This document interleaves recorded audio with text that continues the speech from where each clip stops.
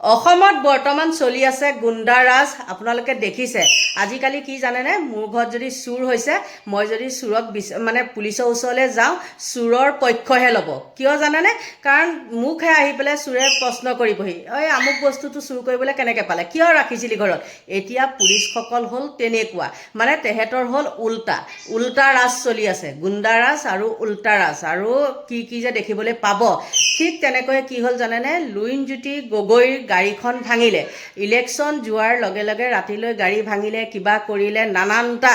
আৰু তাৰ পিছত আকৌ কি হ'ল, যেতিয়া মানে কেছ দিবলৈ গ'ল, উল্টাই আকৌ লুইনজ্যোতি গগৈ ঘৰতহে মানে আহি পেলাই কি কৰিছেহি, তালাচী চলাইছে। আৰু তালাচী চলাবলৈ আহিছে, কাৰো পাৰ্মিশ্যন নাই, কিবা নাই। তেওঁলোকৰ কোৱা মতে দেই, চিত্তৰঞ্জন বুলি যিজন যুৱক, তেওঁ নিজে কৈছে কথাখিনি। আৰু কি ধৰণে কৈছে আপোনালোকে শুনি লওক। প্ৰথমতে ইয়াত আহি দেখিছোঁ যে এগাল পুলিচ, গাড়ীয়ে পুলিচ, তেওঁলোকে গেটত সোমাই গৈছে। সোমাই যোৱাৰ পাছত আমি দেখিছোঁ কিয় আহিছে। আমাৰ মানুহ বেছি নাছিলে, আমাৰ মানুহ মানে 20-30জনমান মানুহ ইয়াত আছে। তাৰপিছত আমি সুধিলোঁ কিয় আহিছে আপোনালোকে। আমাৰ ওপৰলৈ জনাব বুলি কৈ আছে। ওপৰত কি জনাব, আমি ল'ৰা এটাক বিচাৰি আহিছোঁ, ইয়াতে আছে বুলি গম পাইছোঁ। আমি ক'লোঁ যে চাই লওক, আপোনালোকে যদি আছে চাই লওক বুলি ক'লোঁ। তেওঁলোকে নাচায়, ওপৰলৈ আহি আছে। তাৰপিছত ওপৰলৈ এজন আহিছে, এই অমৃত ৰঞ্জন বৰ্মন না কিবা DSP এগৰাকী, আহে পাছত দাদাগিৰি কৰিছে। দাদাগিৰি কৰিছে, কোনো ধৰণৰ চাৰ্জ নটিচ দিয়া নাই, কোনো লিগেল নটিচ দিয়া নাই, কোনো মেজিষ্ট্ৰেট এজনো নাই। তেওঁলোকে চাৰ্জ কৰিম কৈছে। চাৰ্জ কৰিম কৰোঁতে তেতিয়াহ'লে আমি ভিডিঅ' ৰেকৰ্ডিং কৰিম বুলি কৈছোঁ। তেওঁলোকে ভিডিঅ' ৰেকৰ্ডিং কৰিছে, জবৰদস্তি চাৰ্জ কৰিছে। তাৰপিছত ঘৰৰ মালিককো তেওঁলোকে কোনো নটিচো দিয়া নাই। ওপৰত যেতিয়া চাৰ্জ কৰি শেষ হৈছে, তেতিয়া ঘৰৰ মালিকক জবৰদস্তি মাতি পেলাই চহীটো লৈছে। আমি কৈছোঁ কিয় আপোনালোকে আগতে আমাক চাৰ্জ নটিচটো নেদেখালে, সেইটো আমাক দেখাব লাগিব। গতিকে তেওঁলোকে খুব ষড়যন্ত্ৰমূলকভাৱে লুৰিণজ্যোতি গগৈ ডাঙৰীয়াক তেওঁলোকে অন্যায় কৰিবলৈ আহিছে। গতিকে বিজেপিয়ে হাৰিব বুলি গম পাইছে, সেইকাৰণে তেওঁলোকে চিন্তিত হৈছে, তেওঁলোকে হতাগ্ৰস্তত ভুগিছে। যোৱাকালি বিধায়কগৰাকী নিজে আমি দেখিছোঁ। তাৰ লগে লগে আপোনালোকে সকলোৱে জানে যে অপেনলি মানুহক মাৰিম বুলি কোনে কৈছিল, বিধায়কগৰাকী ভাতৃগৰাকী। আৰু অপেনলি মাৰিছে দুলাল গগৈ বুলি কোৱাজনক। তাৰপিছতে উত্তপ্ত হৈছে। আৰু তেওঁলোকে বাৰে তেওঁলোকে হাৰিব বুলি ভয় খাই মানুহক তেওঁলোকে ভীতিগ্ৰস্ত কৰিবৰ কাৰণে যোৱাকালি আমাৰ নিৰ্বাচন প্ৰচাৰত যোৱা ল'ৰাক গাড়ী ৰখাই গাড়ী ভাঙিছে, ল'ৰাটোক মাৰিছে। মাৰাৰ পাছত আজি এই ল'ৰাটোকো তেওঁলোকে চাৰ্জ কৰিব গৈছে। যিসকলে মাৰিছে তেওঁলোকক গ্ৰেপ্তাৰ কৰিব লাগিছিল, গ্ৰেপ্তাৰ নকৰি যাক মাৰিছে তাক তেওঁলোকে চাৰ্জ কৰিবলৈ গৈছে, তাৰ ঘৰত চাৰ্জ কৰিব গৈছে। কেনেকৈ অন্যায়। গতিকে এই পুলিচ প্ৰশাসন হিমন্ত বিশ্ব শৰ্মাৰ নিৰ্দেশত এই কাম কৰিছে। এইটো একদম বেয়া আইনীভাৱে তেওঁলোকে কৰিছে। কোনো সংবিধান তেওঁলোকে মানা নাই, কোনো গণতন্ত্ৰ তেওঁলোকে মানা নাই। সেইকাৰণে আমাৰ ৰাইজ সকলোৱে এতিয়া আহিছে, আমি সিদ্ধান্ত ল'ম, তাৰ প্ৰতিবাদ আমি জনাম। প্ৰায় 2 ঘণ্টা ইয়াত টহল দি আছে। আৰু নাই, কোনো মেজিষ্ট্ৰেট নাই, উইদাউট মেজিষ্ট্ৰেট তেওঁলোকে চাৰ্জ কৰিছে। গতিকে আমি তেওঁলোকৰ ওপৰত আমি আজি গোচৰ তৰিম। নাই, সাংঘাতিক ষড়যন্ত্ৰ। কাৰণ বিজেপি ইয়াত বহুত ভোটত হাৰি আছে, বহুত বেছি ভোটত হাৰি আছে। সেইকাৰণে হতাগ্ৰস্ত হৈছে, ভীতিগ্ৰস্ত হৈছে। হোৱাৰ কাৰণে লুৰিণজ্যোতি গগৈ ঘৰত টাৰ্গেট কৰি লৈছে। এইটো গণতন্ত্ৰ নেকি? কোনো সংবিধান নামানাৰ দৰে তেওঁলোকে এগৰাকী প্ৰাৰ্থীৰ ঘৰত আহি তেনেকৈ চাৰ্জ কৰিব, এইটো কেনেকৈ হ'ব? যে ঠিক আছে আপুনি ল'ৰাটো ওলাই দিয়ক ক'লে, লুৰিণজ্যোতি গগৈ ডাঙৰীয়া আৰামছে ওলাই দিলেহেঁতেন। লুৰিণজ্যোতি গগৈৰ লগত কথাও পতা নাই, মানে কথা নাপাতেই। মানে এইটো কেনেকৈ কি চলিছে মানে? গতিকে তেনেকুৱা দমন আমি কেতিয়াও সহ্য নকৰোঁ। দমন আমি উফৰাই পেলাম। নিশ্চয় দেখিলে সেই চিত্তৰঞ্জন বসুমতাৰী বোলা যুৱকজনে কেনেকৈ কথাখিনি কৈছে। আৰু যেতিয়া হঠাতে সেই পুলিচসকল গৈ পেলাই তেওঁ ঘৰত তালাচী চলাবলৈ গ'ল, আৰু যোৱাৰ লগে লগেতো সেই লুৰিণজ্যোতিৰ পাৰ্টীৰ মানুহটো আহিবই নহয় জানো। আৰু অহাৰ লগে লগে পুলিচেও তাত মানে কি ক'ব আৰু মানে দেই, আজিকালি সঁচাকৈ পুলিচৰ একেবাৰে কাম নাইকিয়া। আৰু এটাই ভাবোঁ, সেই পুলিচসকলে কিয় নিজে পঢ়া শুনা কৰি পেলাই চাকৰি লোৱা নাই নেকি? তেওঁলোকে যে সেই ধেমা ধৰাৰ কামবিলাক কৰি আছে, উঠ বুলিলে উঠে, বহ বুলিলে বহে। তেওঁলোকে কি পঢ়া শুনা কৰি চাকৰি লোৱা নাই নেকি? তেওঁলোকে কি ঘোচ লৈ পেলাই চাকৰি লৈছে নেকি? সেইকাৰণে তেওঁলোকৰ নিজৰ অস্তিত্ব বোলা বস্তুটোৱে নাই। পুলিচসকলৰ আজিকালি নিজৰ অস্তিত্ব বোলা কথাটোৱে নাই। হেই পুলিচ ঘোচ, হেই পুলিচ আমুক কৰ, তেনেকুৱা ধৰণৰ ব্যৱহাৰ পায় তেওঁলোকে। আৰু সঁচাকৈ একেবাৰে গৰিহণাৰ যোগ্য। মই বেছিকৈ কৈ নাথাকোঁ, আপোনালোকক মই কিছু মুহূৰ্ত দেখাওঁ লুৰিণজ্যোতিৰ ঘৰত গৈ পেলাই কেনেকুৱা কৰিছিলে, আৰু লুৰিণজ্যোতি কেনেকৈ থানালৈ আহিবলৈ পালে, লুৰিণজ্যোতিৰ লগত পুলিচে কেনেকুৱা ব্যৱহাৰ কৰিছে, আপোনালোকে সবিশেষ সকলোখিনি চাই লওক।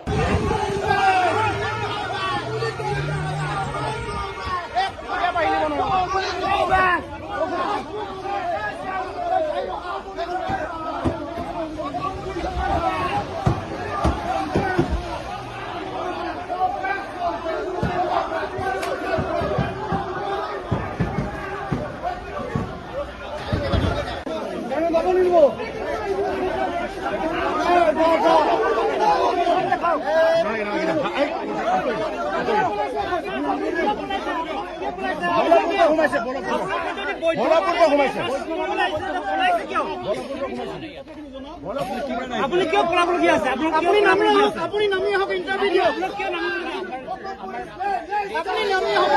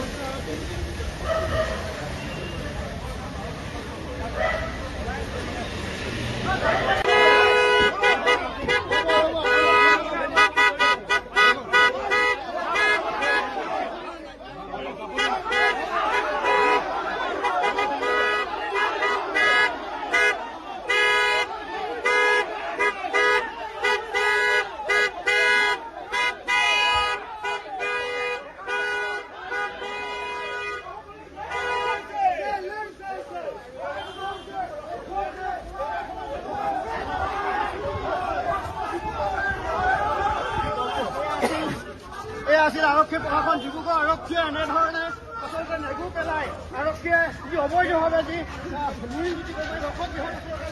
অভিযান চলাবৰ কাৰণে আহিছিল। আপুনি হেৰিটো লওক না, বিপিটো কি কৰি আছে ন? আপোনাক শুনিব মাতি আছো মই।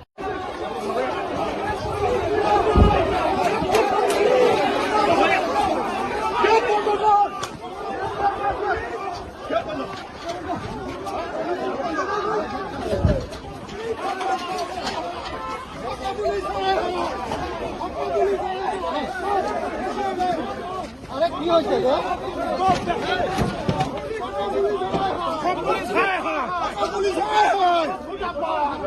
পুলিশ মুৰ্দাবাদ, পুলিশ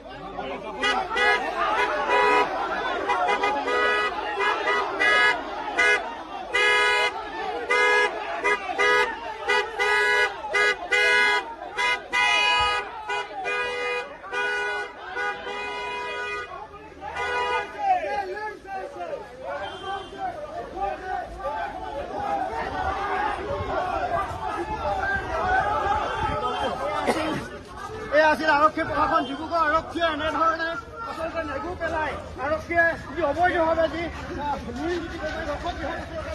অভিযান চলাবৰ কাৰণে আহিছিল। আপুনি হেৰিটো লওক না, বিপিটো কি কৰি আছে ন? আপোনাক শুনিব মাতি আছো মই। কেনেকে আইন এইটো? কেনেকে আমি মানি ল'ম যে জবৰদস্তি তেওঁলোকে বলপূৰ্বক সোমাই চাৰ্চ কৰিছে। চাৰ্চ কৰাৰ পাছত ঘৰৰ মালিকক মাতি পেলাই জবৰদস্তি চহী মাৰাইছে। আপোনালোকে প্ৰশ্ন কৰোঁতে পুলিচ পলাবলৈ বাধ্য হৈছে। আমি যেতিয়া তেওঁলোকক কথা সুধিছো আমি কৈছো যে আপোনালোকে কি পালে কি নাপালে আমাক দেখাওক, কি পালে কি নাপালে দেখাওক কৈছে।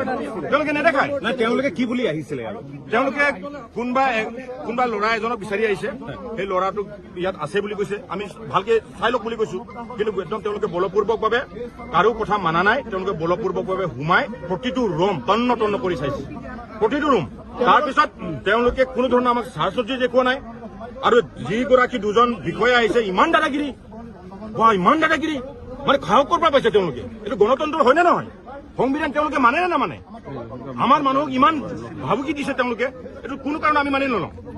এইটো অন্যায়ভাৱে ষড়যন্ত্ৰমূলকভাৱে হিমন্ত বিশ্ব শৰ্মাৰ নেতৃত্বত এতিয়া অসম পুলিচ প্ৰশাসন চলি আছে এইটো কিন্তু মানি লোৱা নহ'ব এতিয়া আমাৰ ৰাইজে সিদ্ধান্ত লৈছে ডিব্ৰুগড় পুলিচ প্ৰশাসনক ঘেৰাও কৰিম বুলি সিদ্ধান্ত লৈছে কিয় লৈছে কাৰণ যোৱাকালি যিটো আমাৰ ল'ৰাক মাৰিলে মাৰাৰ পাছত তেওঁলোকৰ কোনো ল'ৰা এটাক এৰেষ্ট কৰা নাই চাৰ্জো কৰা নাই আৰু তেওঁলোকৰ মাজতে তেওঁলোকে মাৰপিট কৰিছে সেইদিনা বিধায়কগৰাকীৰ ভাতৃয়ে এগৰাকী বিজেপিৰ মানুহক মাৰিছে আৰু চবকে মাৰিম বুলি কৈছে তাৰমানে আমাৰ মানুহক টাৰ্গেট কৰিছে তেওঁলোকে যাকে তাকে মাৰিম বুলি কৈছে তেওঁৰ ভাতৃয়ে বিধায়কগৰাকী চক্ৰধৰ গগৈৰ ভাতৃগৰাকী যাকে পাম তাকে পিটিম বুলি কৈছে আৰু বিজেপিৰ দুলাল গগৈ নে কিনা তাকো পিটিছে ৰাজপথত পিটিছে গোটেই তেওঁলোকে ষড়যন্ত্ৰমূলকভাৱে আমাৰ মানুহক ভয় ভাবুকি খুৱাবৰ কাৰণে আৰু নিৰ্বাচনত যিটো হাৰিব তেওঁলোকে হতাগ্ৰস্ত হৈছে হতাগ্ৰস্ত হোৱাৰ পাছত এইবিলাক কাম কৰি তেওঁলোকে অন্যায় কৰিবলৈ বিচাৰিছে আমাৰ লগত গতিকে কোনো কাৰণ আমি অন্যায় হ'বলৈ নিদিওঁ তাৰ বিৰুদ্ধে প্ৰতিবাদ হ'ব আমি যুঁজিব লাগে আমি যুঁজিম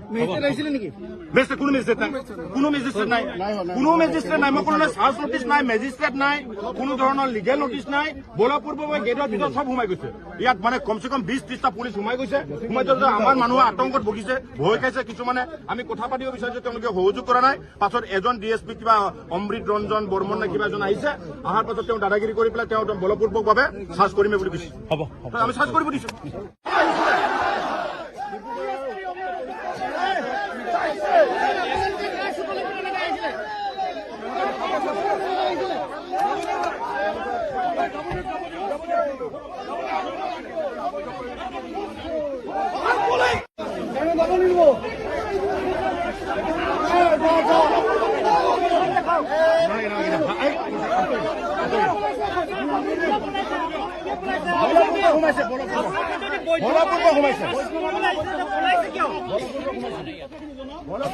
আপুনি কিয় পলাবলগীয়া আছে আপুনি নামি আহক ইণ্টাৰভিউ দিয়ক নিশ্চয় আপোনালোকে দেখিলে সেই পুলিচৰ কাণ্ড কাৰখানাখিনি নহয় জানো আৰু তাৰপিছত জানো কিবা ক'বলগীয়া আছে গতিকে আপোনালোকৰ পৰা লৈছোঁ বিদায় বাই বাই